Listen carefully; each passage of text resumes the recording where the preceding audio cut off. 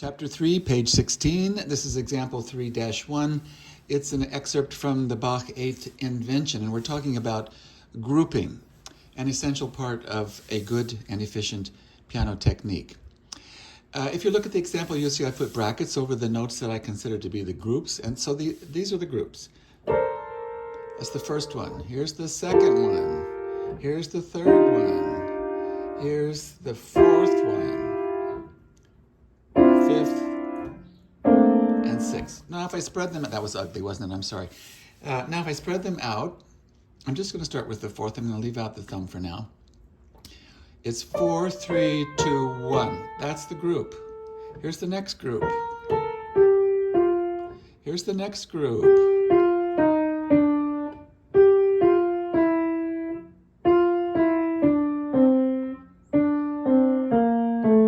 But the all-important question, and I know everyone is asking that as I play, how do we get from the last note of one group to the first note of the next?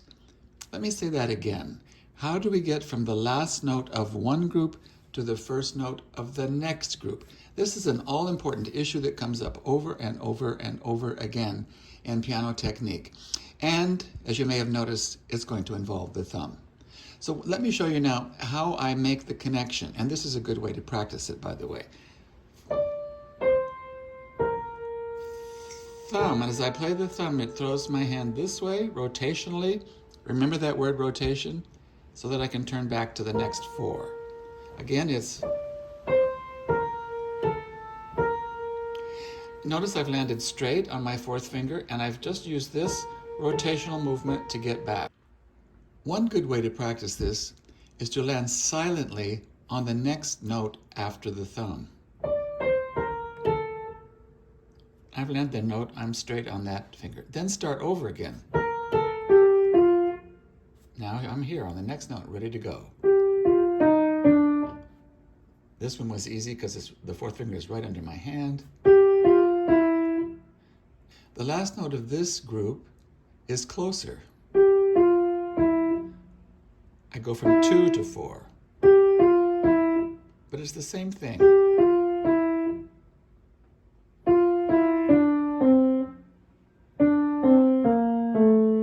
So once again in speed. Once again. You'll notice that in addition to a technical shaping, there's a little bit of a musical shaping too. It's a rounded figure.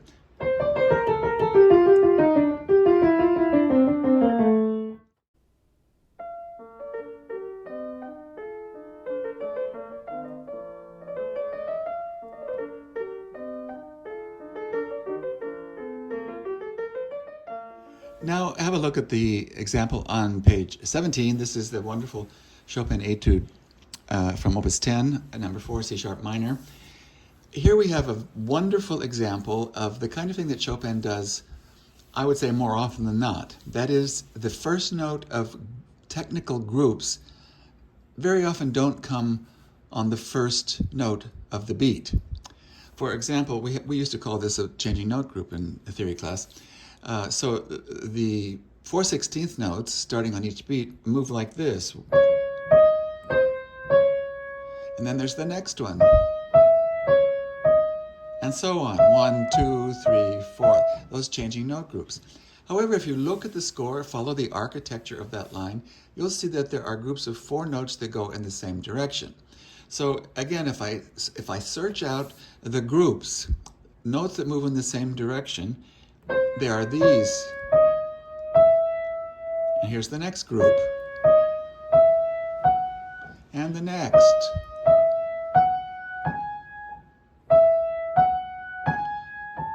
And then something new happens. All right, so again, here the question is, how do we get from the last note of one group to the first note of the next? Again, yes, you guessed it, it's rotational, and the thumb is involved. So here are the groups, and again, stopping on the first note of the next group. And notice how my hand clicks into the new position. My second finger is on the D sharp, ready to move. So it looks like this again. stop, and then start again. This is a very good way to practice this until you get the idea worked in. It's a very simple idea, and it's very easy to do. You just have to think about it for a minute. Now notice, again, I use my fourth finger here to get to 2. So a little faster.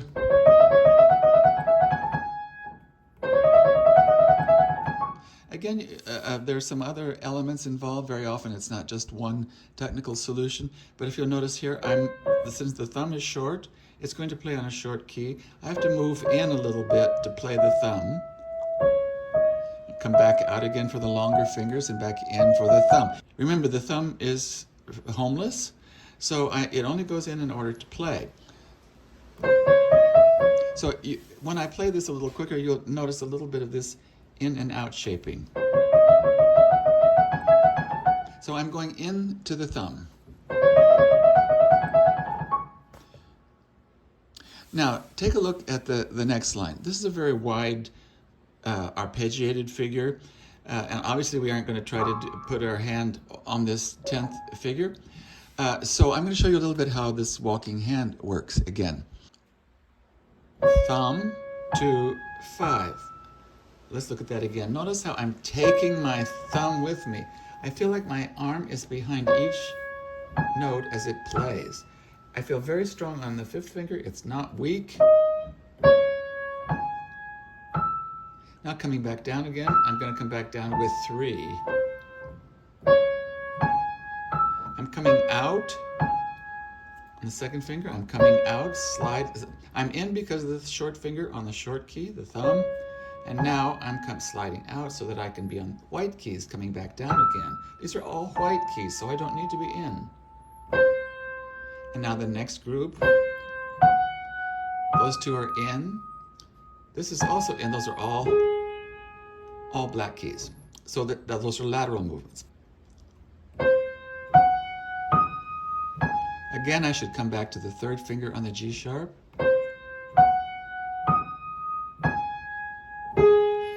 And I go immediately to the 2nd finger.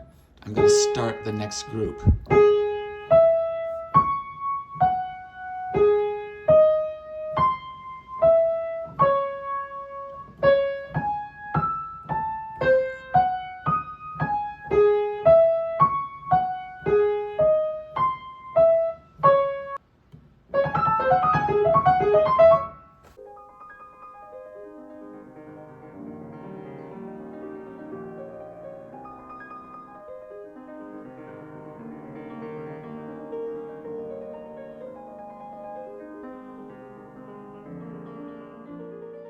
In example 3-3, Chopin's Opus 10 Etude, Opus 10 number 8, we can see that the musical grouping starts way up in the upper soprano and goes all the way down into the tenor range. But obviously, in order to facilitate that, we have to have milestones along the way, ways to group the notes without sounding like we're grouping the notes, so that we can actually make that long cascade sound like a long cascade. We have a repeating group of these 4 notes, which is very easy under the hand. It repeats again in the next octave. So the issue is, again here, how we get from the last note of one group to the first note of the next.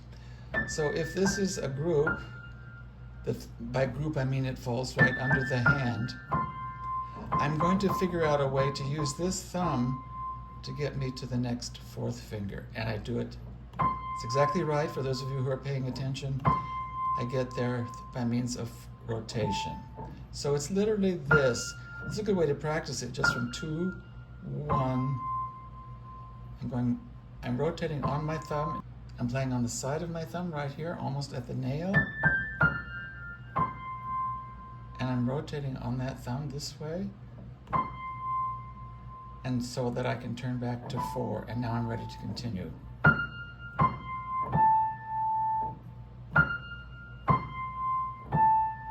There's something else to notice here. We aim, as pianists, we aim to make literal legato connections. We're trained to do that. But here I'm going to tell you a little secret. There's a tip here. We're not going to try to make a literal finger legato with the rotation. Even though I can just barely do it, this is not comfortable. I feel that. We can't hold both notes down at the same time. So, yes, class, there's a little bit of disconnect from the thumb to 4. But the secret is to feel connected by using this. It's not this kind of a disconnect, it's this. So in speed, and perhaps with a touch of pedal, it doesn't sound like a disconnect. And because I have this kind of movement, it doesn't feel disconnected. That's what gives me the speed. Now there are a couple of other little tips in here. When I go into speed, I think of a little bit of a movement into the second finger so that I can play the thumb. And now as I rotate, I'm going to move a little bit this way to play the fourth finger.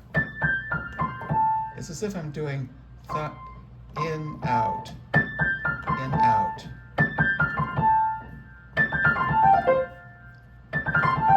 It's quite fast.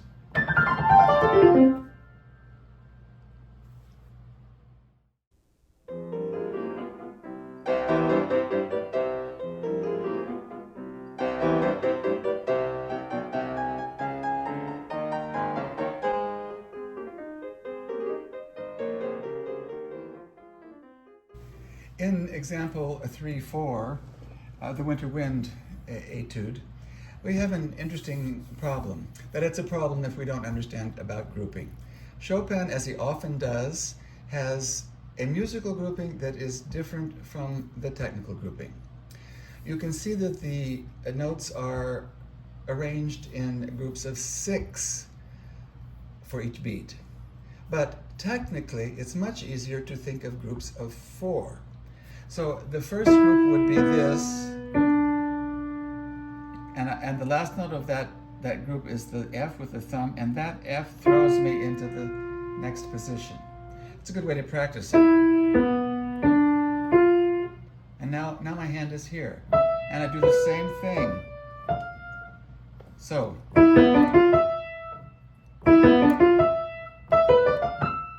it really feels much easier when grouped in that way. Again, it's the thumb that's going to throw me to the next hand position. Also, notice that my hand is at an angle this way, hand and arm, so that I'm in a good position to rotate to the thumb this way. And once again, just like in the F major etude, there's a little bit of disconnect from 4. I'm not going to try to do a literal finger legato, so I'm holding both notes at the same time. I'm going to let go of 4. Notice it's not very helpful to stop here. I have to feel that click thumb to the new position. So, there's also something else. I feel a little bit of in to 4 as I go to the thumb. Notice the thumb is homeless.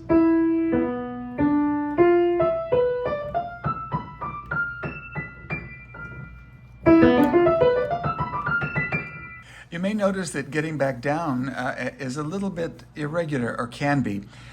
You may notice that in the book I have an unusual thumb crossing, that is, crossing over to 5 instead of 4.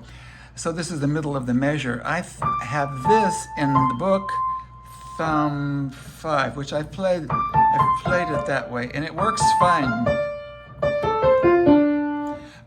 So it would be rotational from the thumb over this way, and the thumb gives me a little bit of a pluck, sends me like the diving board so that I can turn back to 5. And I played it that way, and that works okay, but I have discovered another way of doing it which changes the grouping somewhat, and it becomes a little bit more irregular.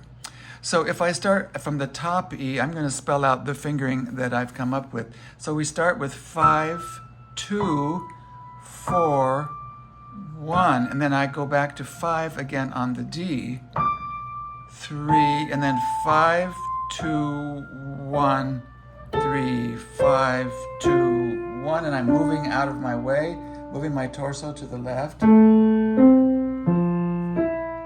So that's the fingering. We're really talking more about grouping now. So it changes the grouping somewhat so that it's a little bit more like this. First three notes are my group. Now I'm going to start over again with my thumb because that helps me get my hand into the next group of notes. So it would be the first three notes are this. That's from the high E. First three notes are this. And now a new group, thumb, 5, 3. And now these notes, you notice now we have notes going in the same direction. And here I cross my thumb just like before rotationally with a little bit of a pluck. And then that same group again. It feels quite nice. Another way of talking about this from the high E is that the first groups of notes are really changing direction with every note. So that is this basic, we call this single rotation. I'm rotating down and then I'm rotating back up again, rotating down and back up. So all those first notes really are like rattling a doorknob is one way I like to put it.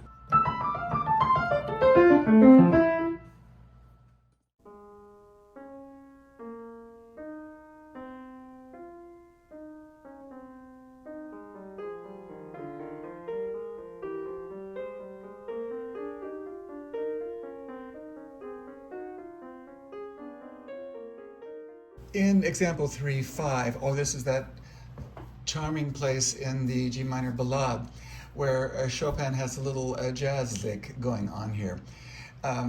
Here we group from the heavier to the lighter. So that is, we group from the chord to the single notes.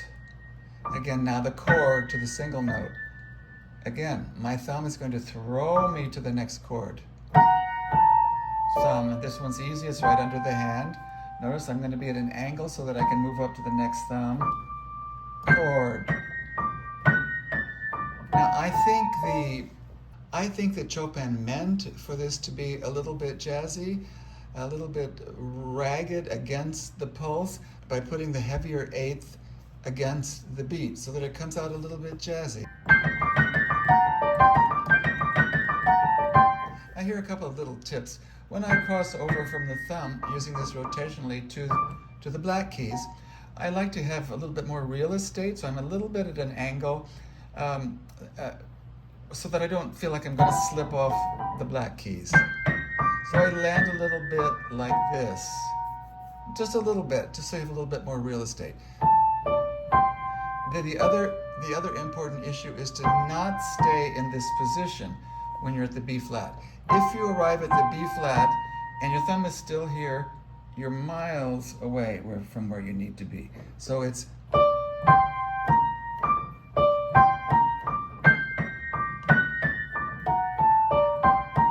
again, you can think of as you're crossing over to that black key chord, as you're crossing over, you use the thumb as a little bit of a diving board.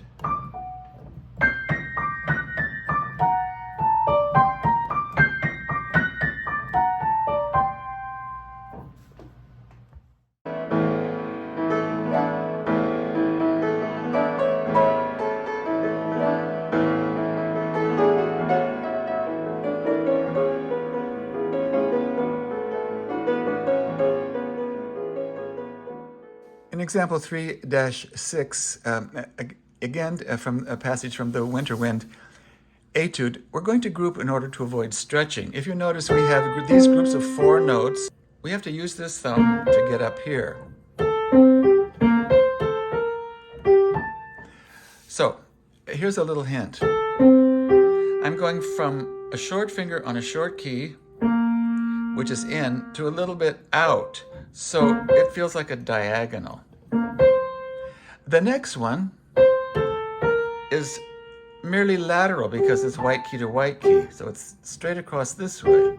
It's important to think of those figures that we're outlining with our hand. It's angle from in to out, and then it's lateral, straight across the keys.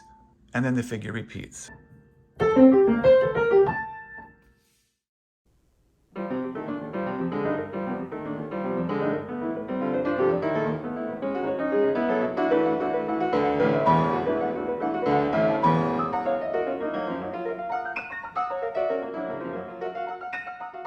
I put this odd little Schumann example in because it shows about grouping short to long and heavier to lighter, two important concepts, and here we have them at the same time. Also, interestingly, we have to play in the right hand an accompaniment chord and a melody, and separating those out or combining them technically as needed is an interesting undertaking. For another really good example of not too difficult a piece is the first Mendelssohn song without words. There you have to play part of the accompaniment in the right hand along with the melody. So first let's look at the right hand and see what it does. The short to long idea is just in the melodic line itself, so it would be 5-4 and then again 2 here. And I'm going to organize my hands so that the short note and the next long note fit comfortably under the hand. And this particular melody isn't very wide-ranging, so it's not that big a problem. But at the end of this first measure, I want to make sure that C sharp and the E are easily under my hand. Now I'm going to move my hand again because I want to have the chord and the next melody notes under my hand. So again, it's going to be 5-4. And because of what the chord is going to do, again, it's going to be 5-4. And now we get to take a little bit of time because of the big leap. And again, it's going to be 5-4 because of the chord, and so on. You can see the logic of that. So now we add the chord in, which is part of our technical grouping. So it's really like playing 2 16th notes to the next dotted eighth. So it's really like this. And I'm going to land on the next chord. Land on the next chord with my hand ready to play all the other notes. Not blocking, but ready to play. Again, land on the next chord. Again, same thing.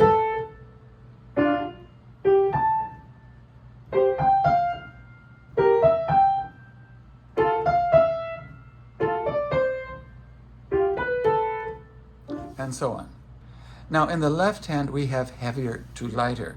Heavier being the chord and the lighter being the single note. This is, maybe you don't play this piece, but you probably do play pieces where the left hand has to bounce back and forth.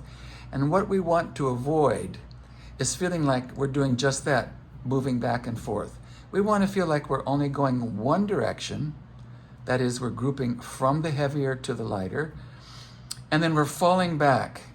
We're using gravity to send us back. There's a little bit of a pluck, and gravity lands on the next starting place. So I don't feel like I'm lifting up, sliding over, back and forth like this. It looks like this. Land, land, land, and so on. It feels really nice when we put it together in the two hands. This is the way I practice it.